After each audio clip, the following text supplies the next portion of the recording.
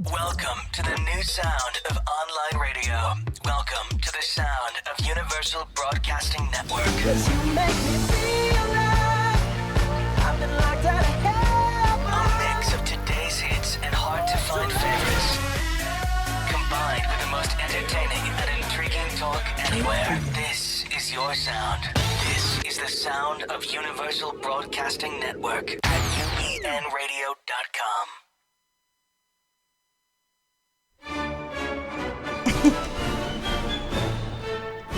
Thanks, Kurt. Thanks for the music. Of course. And thanks, everybody, for tuning in for a really fun edition this week of What's Up with Kobylt and Friends. And thanks for being here. And in studio with me this week, we're just going to get right to it, is John Kobylt from the John and Ken Show. John, thanks for joining me. Hi. We were at the inauguration as media people. Not cheering on Trump, at least not me. And also in studio, she's going to join in on the conversation, and she's also going to be talking to us about going to the march in Washington, D.C. is my friend, Christine Bernstein. Thank you for being here. Thank you for having me. I'm excited. Later on, we're going to be joined by my other friend. This is a show of my friends. If I didn't have friends, I wouldn't have a show. This is what would happen. You'd be in a room by yourself. I would be in a room. But you know what? I think I could take up the oxygen, so that would be okay. But my other friend will be calling in later on, Dan Lothian, White House correspondent to CNN. We're going to be talking about what can we expect from a Trump administration in terms of covering the White House. And then after that, we're going to be talking a little bit about policy with a USC professor who's going to be coming on. So everybody, thanks for joining me. Now I'm ready to leave, go home. So there we go. You did that all in one breath. I did. Isn't that like reminiscent of how it is at home? I just talk and I talk and I talk and I rarely just stop. Should I answer that? Yes. Just say, you know what? You yes, that is how it is at home. Yes. Why are you laughing? Now my border operator. What's going on? That's a loaded question. That's right. But I like his answer. You're not seeing anything different. And your answer should always be yes. Oh, okay, perhaps, then yes. Yes, dear. You talk and you talk and you talk. Yes. Just yes, dear. Okay, so we're at the inauguration, which I enjoyed being there just to witness what was going on and to see how my fellow media people were covering it. If you want to go, there we are. Let's just go to some of the pictures that we have. There I am with some of my CNN people. There you are, John, doing your show from the media center. I love being in the media center.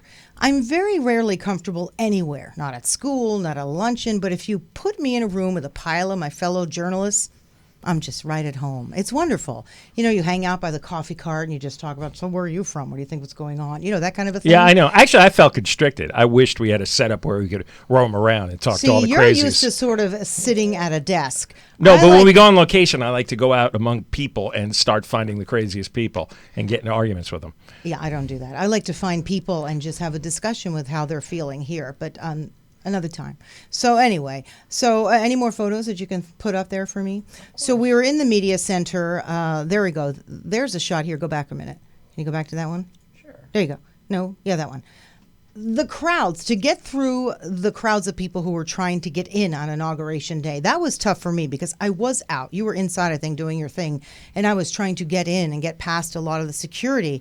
That was really difficult. Well, you got abused for having a media pass. I did. I got abused. A lot of the Trump people were really pissed off, and they said, how come you get to the front of the line? Because I was kind of escorted with security. And then they saw there's my press pass, my beloved press pass. We had people shouting fake news at us. As we were trying to get by. Well, they definitely were shouting it at me. Well, one time at me, too. And then they said, so who are you with? And I thought, do I taunt them back? Which I did. And then they sort of heckled me. They were pissed off. They were just an angry group of people. But I got to the front of the line, and I got to witness the inauguration like everybody else. I will say the crowds were so light, in my opinion, I started to wonder what was going on. Was it because they didn't like the guy? Was it because they were afraid that there were going to be riots? I didn't know. But all that white tarp on the ground, I sort of I thought, did it snow here 2 days ago and I just didn't notice? Well, part of the reason for the crowds is if you have a president like Obama, who would be wildly popular in Washington, D.C. Yeah, and why didn't we go to that 4 years ago? I would have loved to have attended it. But the suburbs of Maryland and Virginia and in Washington, D.C., it's all government workers. Extremely heavy Democratic vote. So it's a really short walk to go over there. Right. Now, Trump's most passionate people are in Michigan, Wisconsin, Pennsylvania, and they're out of work. If he had done it in Michigan, he would have gotten twice as big a crowd as he did in Washington, D.C. I see. That's got a lot to do with it. He was not on his home court there. I got you. Yeah, no, you're right about that, actually. And besides, even if they wanted to go and witness a little part of history, they're like, forget it, I'll see it on Monday, because they're all government workers anyway. Yeah, in fact, I talked to a number of women who were in for the march, and they had bought their tickets and their hotel reservations for the Hillary inauguration and decided to go anyway and when they heard that the march was going to happen. Good for them. Okay. But anyway, so let's go back to some more of our pictures. There we are. More crowds. Media Center. It was just a really exciting, there we are waiting for the parade. A lot of waiting. We did a lot. There's our pose, right? And a lot of walking. Let's go to where there I am in my ball gown. I stressed over that ball gown. We did get to go to the Liberty Ball, which was exciting to go to. Again, politics aside, please. It was just exciting to be a part of it, I really thought. And I stressed over that ball gown. I ended up with the simplest, most reasonably priced ball gown after looking for 2 days. So I felt comfortable in it, and I enjoyed being there. There you are holding my shoes. I couldn't walk. Yeah, you didn't last long on those. I didn't, because you had to walk wherever you went. You're walking, and you couldn't get an Uber because the whole town was shut down. We got a tuk-tuk guy. We a guy did. on a bicycle who drove us in. We flagged down. I felt like I was in Thailand again. We flagged down a tuk-tuk guy, and he was. I'm like, please, can you get us to the ball? So yes, we got escorted to the ball, not in a pumpkin, but in a a limousine, but in a plastic-covered wagon. In a plastic. Why didn't we take? That's the only picture we didn't take. I think we were just sort of like, we got to get there. Oh, there I am with Ben Carson. He was really a nice one. He was pretty decent, nice guy to talk to. Took his picture with you. He must be nice. Yeah, and then Caitlyn Jenner, which was interesting because we know her from preschool. Well, the last time I saw Caitlyn Jenner was 14 years ago in preschool, and she was Bruce. And we were standing in the backyard. And he was wonderful. He used to talk to us all the time about the kids. I was thinking 14 years ago, if I had known that the next time I'd see him, he'd have a blue ball gown on, and we'd be at Donald Trump's inauguration. You'd be that was one hell of a dream. That was an LSD hit. But isn't life interesting? And I feel like it's our obligation to just sort of report it as we see it, right? I mean, Bruce Jenner had quite a struggle in his life that nobody knew about. And can you imagine? I think she's very brave to come out, and people were pulling at her. They wanted their picture. Pawing at her. They were. I mean, these young women. They were giddy. Yeah. Being around her. The celebrity, I guess. I will tell you, she takes it because she knows that she's got something to say. That this was real to her, how she felt her entire life, and she is now living the way she wants to. And I really applaud her for being out there, and sort of, people are pulling at her to take their picture. Now, we did know her from preschool, so it's like, how are the kids? How's Kylie and Kendall and Justin and Jordan? They're doing okay. Good to know. Let's take a picture. So it was a little funny. Yeah. But it was a colorful evening, to say the least.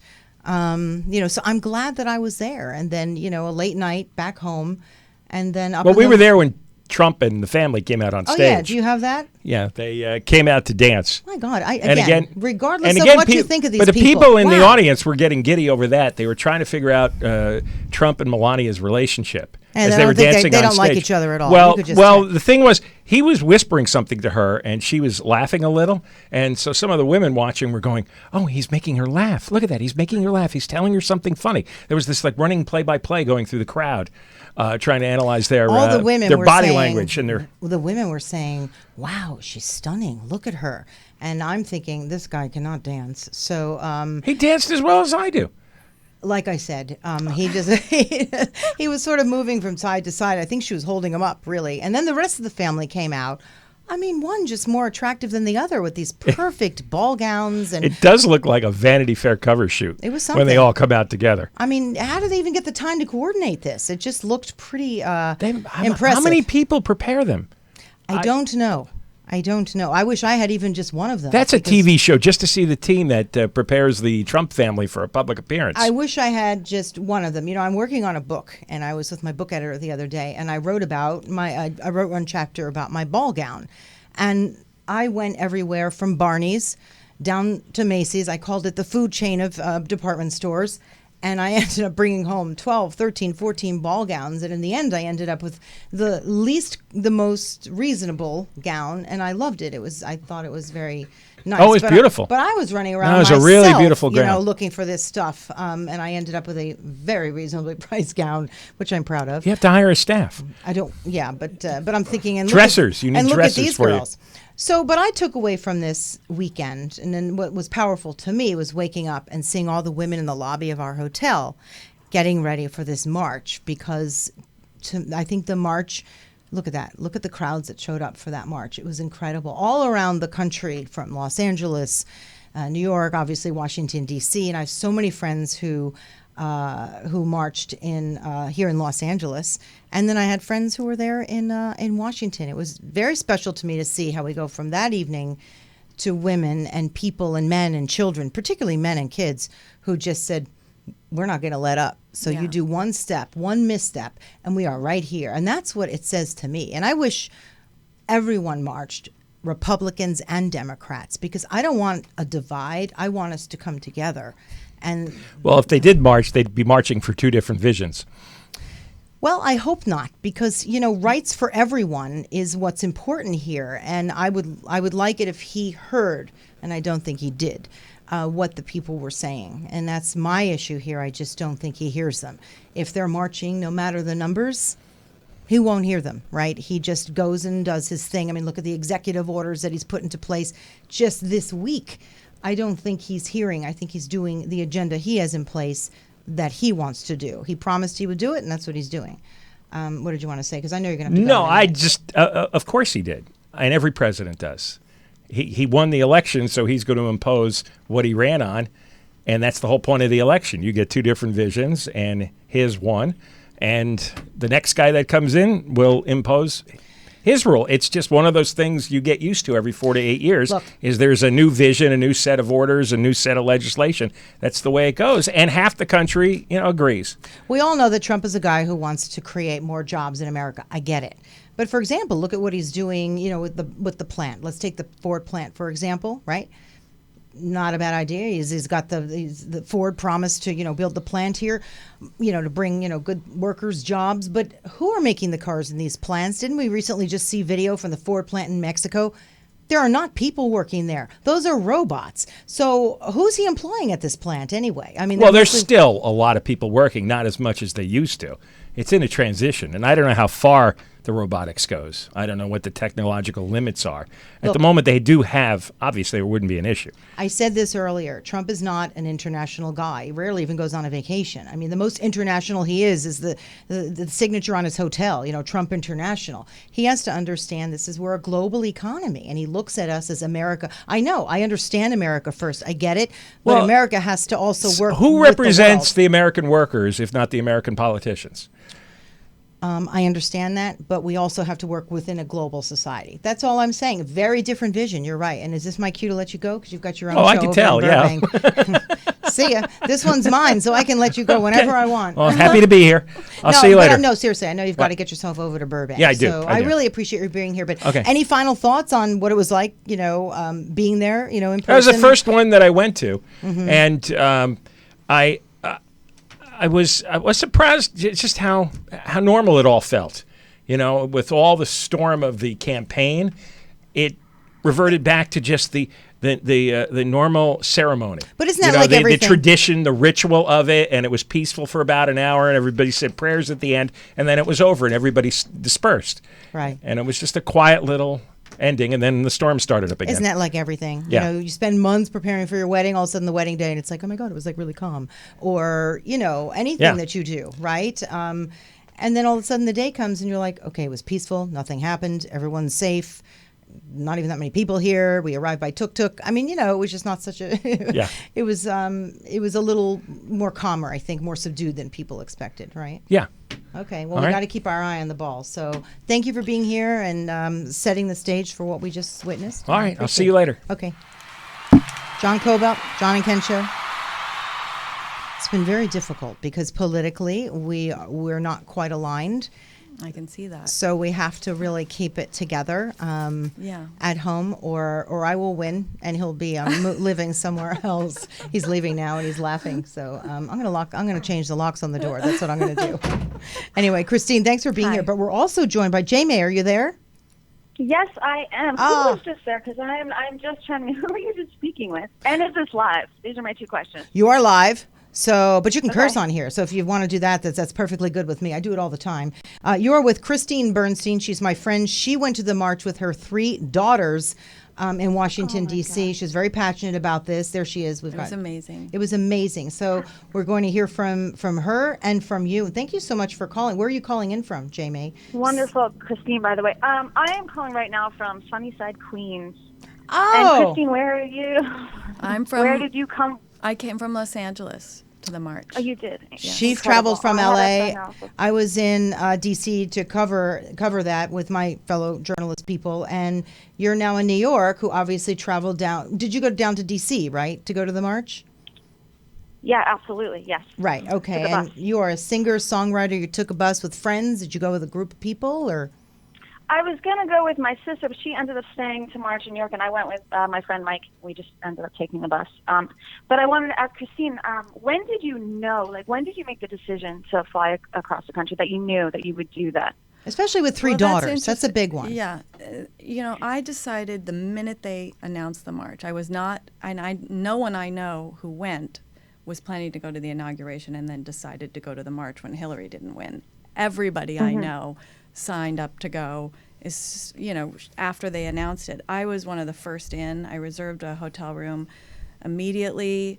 My 23-year-old daughter Naomi went online and signed us all up, and I decided to go really because we were so distraught over the election results, and it was really difficult to explain to my daughters. I have a 23-year-old, a 21-year-old, and a 16-year-old, and especially for the 16-year-old, it was really difficult. And your 16-year-old daughter is in school with my 15-and-a-half-year-old son. They're in the same grade. Yes. And they talk about this a lot at school. They really do. So just go on. I'm sorry, but I wanted to sort of set that stage.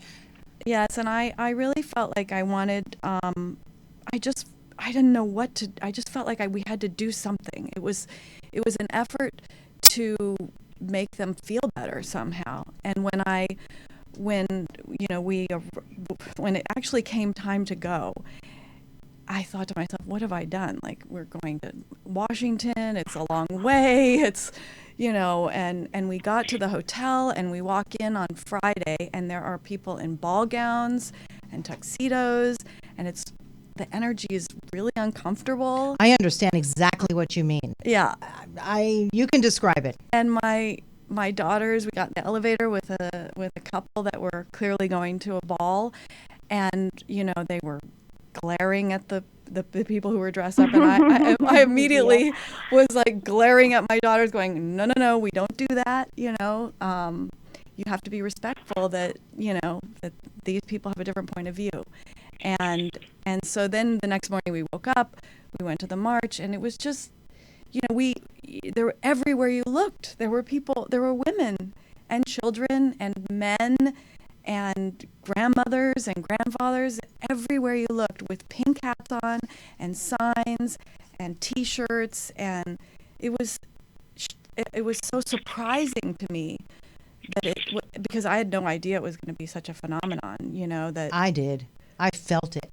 Really? I felt it because like you, I'm very empathetic, and I can understand, and I really feel what's going on in the room, in the world, and I felt sort of the anger a little bit at the inauguration. Again, I'm someone who did not vote for him, willing to give him a shot. I'm willing really hard to give him a shot because I want to. Did you attend the actual inauguration, or were you there?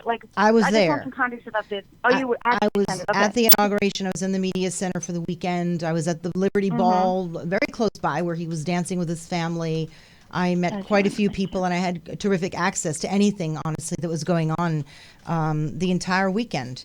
And including, people out in the public waiting for the parade, people waiting for the inauguration. And then the next morning. And what was the tone of that, though? Because I went just after the inauguration. I was just kind of walking around. like by the Hamilton, and just getting a sense of the feeling around there. And the tone, it didn't feel celebratory, really. Wait, You you, know, it you wasn't said like- it did or did not feel celebratory? It did not feel celebratory. I mean, I saw lots of families and lots of kids in their Make America Great Again hats, and I didn't feel like a joy, you know? Well, I felt like, obviously, yes, because we you want the- also he wasn't your guy, so you wouldn't feel joy. You know, I just sort of was. I remained impartial. I always do that when I'm in a situation like this because I'm kind of looking at it from a journalist perspective. I didn't But I necessarily. don't mean within. You actually, like, I did this intentionally, but that did not seem the prevailing energy at all. I know what you mean. If it was a Hillary win, I think people would have been like, woo. Whereas Trump people, you know what? They were a little more reserved. I think that's what it is. They're a little more reserved. That's a true point. Yeah. You know, My 16-year-old actually met me and my two daughters there because she went with the school to Washington. she did. Okay. And she went I to need the to hear this. inauguration and to the march with me the next day. Okay. And she was mortified that she was attending the inauguration, but You need to. we talked to her and I said, be open, and you're witnessing history and you have to look at it that Absolutely. way. Her experience at the inauguration was that she found the crowd to be pretty negative, and that when anytime any Democrat spoke or was mentioned, they were booing, and the energy seemed less celebratory, but more sort of looking for times and spaces to boo and Like defensive in a way. yeah. Well, you know, it's almost like they don't want to hear what the other side has to say. I'm getting that feeling. Whereas, with under Obama, I think it was a little more, shall I say, there's no doubt about it, a little more dignified. Yeah. It just was, and I think that's what we're going to see. We're going to see 4 years of a little less of that. He's gruff. He's up in the middle of the night tweeting. In fact, at the Liberty Ball, he said, "All right, everybody, what should I do? Should I still keep tweeting?" And everybody's like, "Yeah." And he goes, "Then that's what I'm going to do." And I thought, gosh, he's not even going to let this go. Wow. It's a different guy, a different energy. And I felt it myself when I was trying to cross through the crowds. So we need to prepare ourselves for that. And I think what you said to your daughter, it's right. You have to witness it. And I always say to people who are super liberal, please watch Fox News. You're probably like, Yes. why? Because Oh, you need of to course. know the Hear the other other point side. of view and get a kernel of something out of it, run with it, and then take it a step further, and vice versa. Those are my friends who are very conservative. Please watch the other side, the CNNs, the CNBCs, just so that we sort of understand how each other thinks. Go ahead. I just wanted to say that the energy at the march Yeah. was completely surprising. I thought it would be a little more, people would be a little more angry Nope. in a way, and I Me too. it was just this loving situation that you felt yourself in, even though you were shoulder to shoulder with people. You couldn't move forward, back, sideways, but there was a common sort of feeling of love and understanding around you that was so comforting. And That's what I felt. yeah, No anger. No anger. No, nobody's saying we've got to get rid of this guy. Everyone was just saying, let's, at Hear least this us. is what I took from it. Let's hear us. And I think every woman, man, and child maybe had a different reason for being there. I would have marched if I wasn't covering anything. I would have marched to just so don't forget we're still here. All of Yeah. us, the men, the women, the kids, me, yeah, you were elected, but we're here. But please hear, these are the things that are important to us. And I think that's what was disappointing after the march, was that he never acknowledged, Nope. like, I hear you, I see that these things are important to you, and I'm going to, whatever, just some sort of an olive branch to bring the country together would have been nice. I think we need to remember that's how this guy is. If he's got his ideas and his agenda, that's what he will focus on. And what you're thinking or feeling, that does not resonate with that type of a person. I know, and but I've does it learned mean that that. his team that he... Go ahead. I'm so sorry. Go ahead, Jaymay. Is he like this impervious man? I was so concerned after the march. I'm like, what is he going to say? Please say something. Seriously, react positively. And I wondered, like, does his team just surround him and give him advice, and he's just impossible to reach, and he does whatever he needs to do, whatever he wants to say, and that's just how it works? Yes. 'Cause it's And I'm like, telling no, you, it's- I understand how is it? you have to remember, Yeah. yes. So then what do we have to do? right? We have to find another way to get through to this man, because I don't That's think what he didn't really recognize the march. All these great people who came out, and he didn't recognize it at all. He continued with his agenda. He went to the CIA, in fact, and screwed up over there. I mean, it just seems that no matter what he does, no matter what he steps into, it's always a mess. Now, I'm going to have someone on next to talk about the press and how they cover things. But I have to tell you, this guy's doing a good enough job of his own, setting the stage for what's being written about him. You wonder, his focus was on the crowds at the inauguration.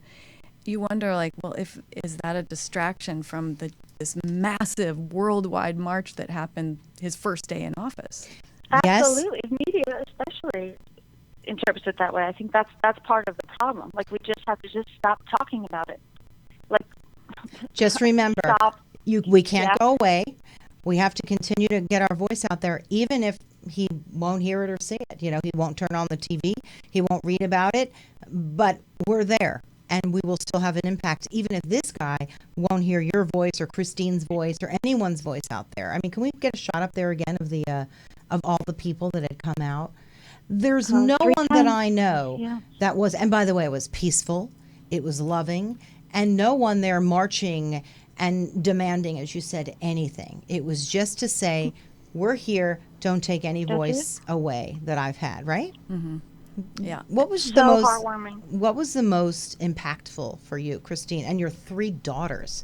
Well, I have several highlights from the march. One of them was hearing our senator speak, Kamala Harris. She's a rock star. I just love her. I loved hearing her talk. I thought she really tapped into how everybody was feeling.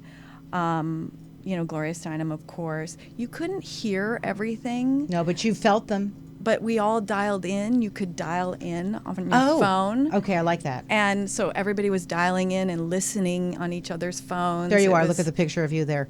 You look adorable there. I love that shot. My pink cat. I know, you're adorable. So everyone was dialing in and listening, even if you weren't up front. Even if you weren't up front, you could hear. It was a little delayed, but we were all so, bonded together and trying to, hear everything we could. And so that was definitely a highlight. And then, it became clear that we weren't marching because the crowd was so massive. There was just, it wasn't moving. Well, you all marched there. So that's we marched there. You marched to get there, and then once you were there, we really wanted to march to the White House. That was a symbolic thing for us. So when it became apparent that we weren't actually going to move, we turned around and we started marching with thousands of other people who were thinking the same thing, and we marched all the way to the White House, and it was amazing, and chanting, all kinds of chants together, it was really incredible. And then we finished the night. I went to a friend's house in Washington. Vaughn Bagley had an event at her home where she had 3 women come and speak to millennials. She's a millennial, and she had this, and it was I would have enjoyed being there. It was incredible, and it was all about, the focus was like, okay, now what can we do the next 4 years? And one of the big important things that they brought up was to the young women there was you can't shut out the other side. What we need just to like do, I said, we have to understand. Try to understand of course. and create dialogues with people from the other side so that we can bring along, and change minds. Well, so you can intellectually have a conversation. Otherwise, this one's got their idea, the other side has theirs. And if you don't hear each other even a little bit, and if anything, maybe just try and reach out and understand the president's agenda even more so that we can speak to it and say, but, there's always a but there. But here's what we're trying to convey. Again, I'm not sure that he'll hear it because he really does have his own agenda. I mean, just look at some of his executive orders. I was stunned how he just went right in, and some of those executive orders, he just went right for it, right for the jugular. Yeah. So this is a man who's got his agenda on his vision. So, like I said, we got to strap on and see what he's going to do, but never give up. And these marches need to continue, I have to say. I mean, is there another one, do you know, Jaymay, another one that people are talking about planning? Because this is... I thought there was a climate change. Well, I thought there was one for that. Okay. I don't know. Do you know about this? I need to learn about this. That's so important, especially what just happened with what he signed, his... oh, my gosh. Help me out. With what he just signed with the... climate change. Yeah. one of his executive orders with Which one? The pipeline? pipeline. the Dakota Pipeline. Access Dakota Pipeline and Pipeline, yeah. the Keystone. Obama's administration took a year studying that before they. And this guy took a day, A day. or a week, maybe a month at the most, and Yeah. he just said, "That's it. I'm going to reverse it." Yeah. That is important, and we need to keep our eye on the ball with that, and we need to go in March as well for that. And did you hear when that might be, or no? You don't know. No, I think there are this still is like me protesters just there. glancing through Twitter. I mean, I can find out on the internet right now, but no, I don't know when specifically. But it seems like on Twitter there's so many marches. I thought I was reading about one in Philly too, but I don't know specifically. Do we have Dan on the phone, by the way? We do have someone on the phone. I believe it's Dan. Okay, Jaymay, Yes, would I'm you? here. Hey, Dan, how are you? Jaymay, would you sort of stay in touch with me and let me know when that march is? Because we're just going to sort of keep this rolling and peacefully just keep this going so that we can Great. keep our voice out there. Will you do that for me, Jaymay? Absolutely, thanks, Debbie. Thank you so much. But Nice how? to talk to you too, but Christine. before you go, how can people get in touch with you, speak with you on your social media? Well, I'm Jaymay Music, Jaymay Music, and my Facebook page is Jaymay, and I have Instagram and I have Twitter, and that's how you can find me. Okay, let's just keep Nice it going, chatting shall with we? you. Thanks for being on, Jaymay. I really appreciate it. Sure, thank you so much. Okay, calling in from New York. Dan Lothian, former White House correspondent under Obama. How are you doing? I'm doing well. How are you? Great. I mean, long weekend being in Washington, D.C. I'm joined by my dear friend who was at the march on Sunday with her 3 daughters, Christine Bernstein. And, Hi. we're just going to continue the dialogue and conversation. Dan, what I wanted to talk to you about, because you really have had a front seat, how different will it be for the press to cover this guy under this current administration and certainly under the new press secretary? What are your thoughts? Who was the press secretary or press secretaries when you were covering Obama? Right. So when I started covering President Obama, it was Robert Gibbs was the first White House spokesman, and was there for the bulk of the time that I was there. And then there were 2 others, including the last one, Josh. Josh had been a deputy when I was there. And then took over. I think it was right around the time that I left the White House was when he took over. And Josh Earnest? For the duration. Yeah, Josh Earnest, right, exactly, Josh Earnest. Let's see a so photo of you. I think we have a photo of you reporting for the White House. Who are you? Oh, wonderful. There I am. That was my perch every that's my single dear afternoon friend. and the evening. I would be out there doing all the various different shows. So it was an exciting time. I think when I reflect on how it used to be and sort of tradition in covering the White House and how things are now, I think that it's pretty much unpredictable. You don't know just how the president now talks to the public through Twitter. I think that you're going to find a different dynamic in how he communicates to the public when it comes to, giving briefings and so forth in the White House. I was a little troubled when I saw what happened over the weekend when the press secretary came out and sort of, made those controversial, some would say untrue comments about crowd size and so forth, and then left without answering any questions. And I thought, wow, is this really how it's going to be? But when he did come back for his full press briefing, I thought that was pretty much keeping in line with what we have seen in the past. I mean, it felt like any other spokesman. I mean, I know Spicer. I've seen him and worked with him at the RNC in the past, and I thought that was more in keeping with sort of traditional press briefings. And even, some people reached out to me and said, hey, did you see how he started with some other, what we would call off the front row journalists? Right, like the New York Post, right? That was a little bit, and I think with Fox as well, and then someone from the Christian Broadcast Network as well.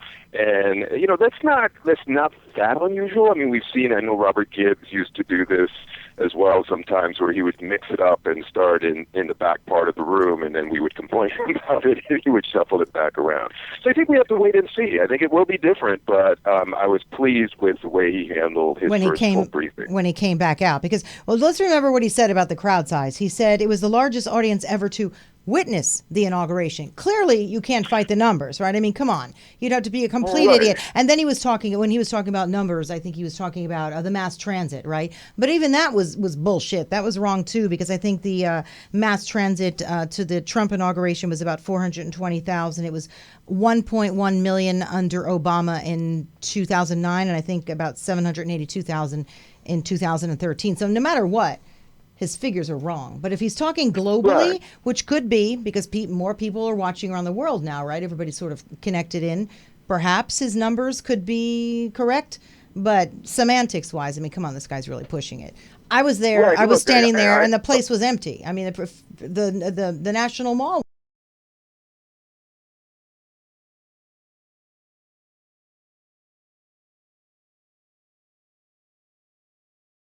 Being the viewer, I think he can make a case that I mean when you measure throughout history, you haven't had so many different outlets whereby people get their news and get coverage, Right. the tablets and so forth. And so if you put all that together, you do come up with a pretty big number. But he clearly walked it back a little bit. He didn't apologize, but he said how sometimes you don't get all your facts right, but there's no intention to deceive. And I think that was his way of saying that he totally screwed up. And That was and definitely we his saw way him- of saying I screwed. A nice apology, sort of, right? I mean, he got Right, it. yeah. He knew I he think screwed so. up, and, right? And he called him some Acosta from CNN, and they'd had the dust up before, and so I have to think that at the end of the day, they'll just sort of settle down, and there will be some changes, but it will. I mean, there's only so much you can do in terms of getting a briefing, unless they're just going to kick reporters out altogether. I think it will be a more traditional than sort of out there briefing as a lot of people had expected. Dan, do you sort of wish that you were covering the White House under Trump? I mean, that would really keep you on your toes, huh?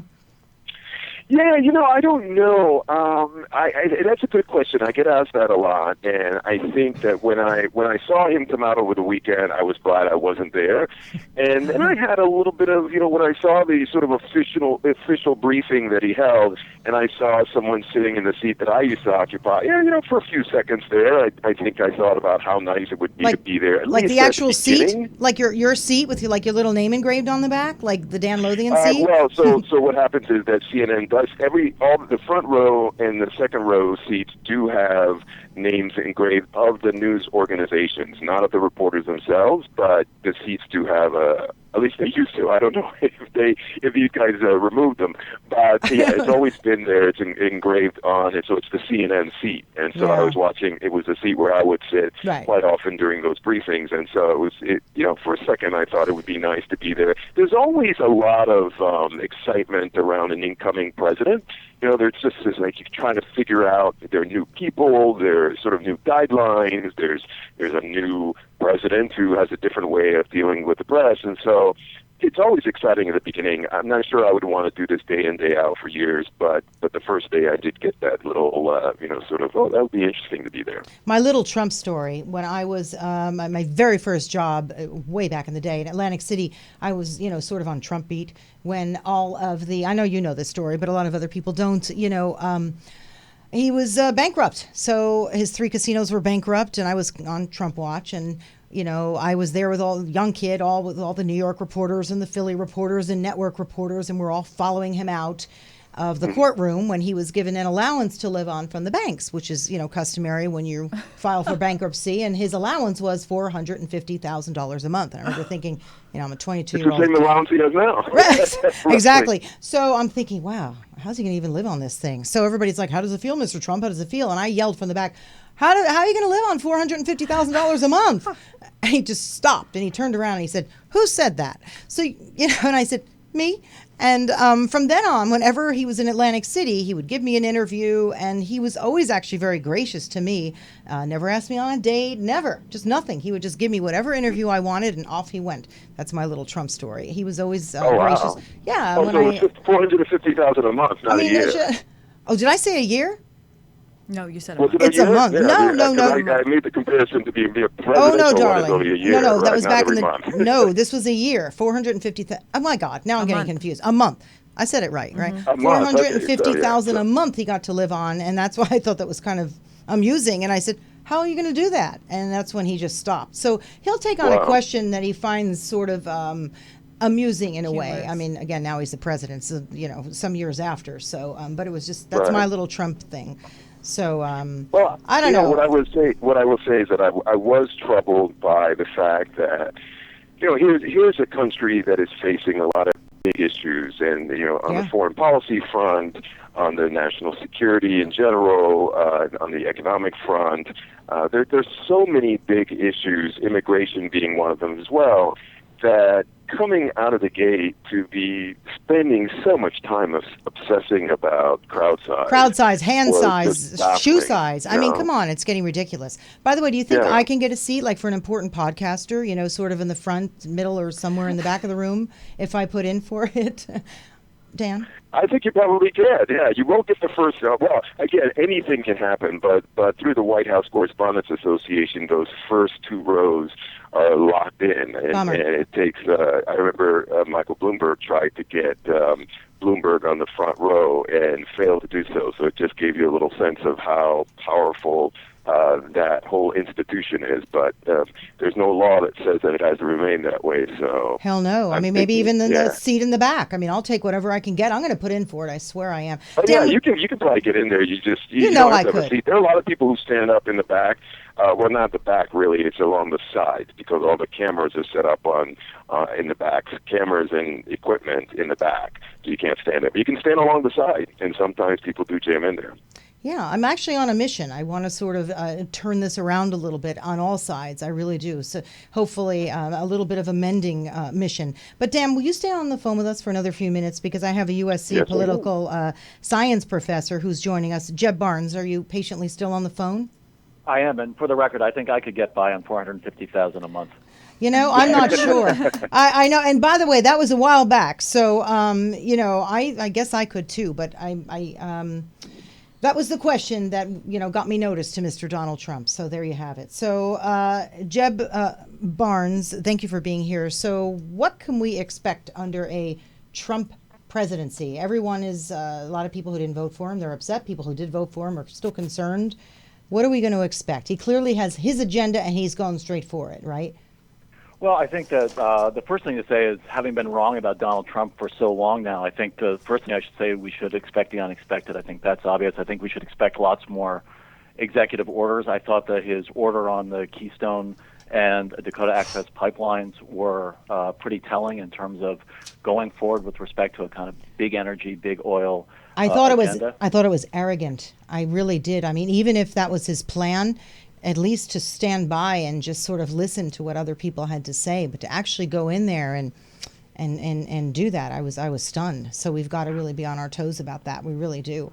And I'm committed to that. Well, and I think that with respect to the transition, he's not marked himself by trying to build bridges. He's been preaching to the same choir, and I think the early signs, and we don't know, I think the early signs is he's going to continue to do so. I think the same thing you could say about his early actions with respect to sanctuary cities indicate that he's pretty serious about the things that he said, keeping in mind that he's flip-flopped on a lot of issues, but on the issues that he's talked about, he seems to be going forward. What are your thoughts, both of you, and you, Christine, on him halting refugee admissions from Syria, Yemen, Sudan, Libya, Iraq, Iran, Somalia, and also a ban on some people, those citizens traveling here? Those in favor of it are saying, well, we're trying to keep our country safe. Is that a way to keep our country safe, or do we just need to have better security to keep our country safe, as opposed to blocking people from coming here?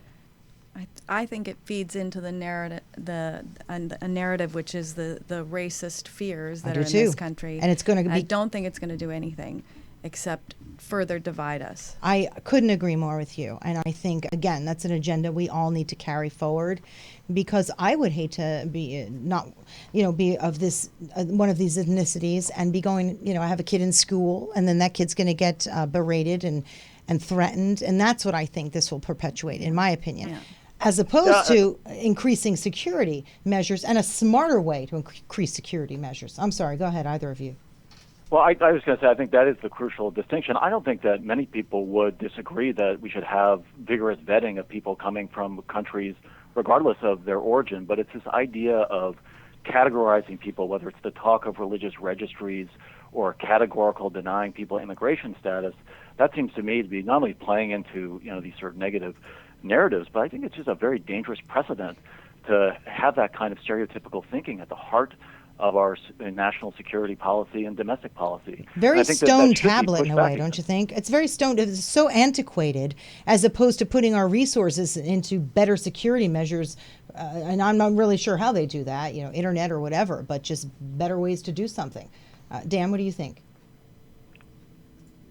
Sorry, and I didn't catch the last part of what you were asking. About Trump, halting admissions from so many of these countries. We're saying how we really feel like it will perpetuate more bigotry. It's actually going to take us back. Well, I think, look, this is something that was debated and talked about so much during the campaign, and it is that issue of, do you keep people out from this country, or do you spend more time focusing, sort of deliberately kick people out, keep them out, or do you just beef up security within our borders? And I do think that if you start sort of trying to pit us, the United States, against everyone out there as being, people from this country, that country, they're all going to hurt us, then it does tend to get people thinking of, those people are different. And it could lead to, some of the concerns that people have, which is bigotry and hatred for someone who doesn't look or sound like you. Haven't we? And I think that is a concern. Yeah, I certainly do. Haven't we all had that? I mean, you're a black man. I'm an Italian girl, and we were just so looked down upon back in New Jersey. And your ethnicity and your religion, I mean... Isn't immigration at an all-time low, illegal immigrants coming into the country? So is it fiscally responsible to be building a wall? That's a good question. And what's interesting... Well, no matter who pays for it, us or Mexico, right. It's the wrong thing to be doing. But go ahead.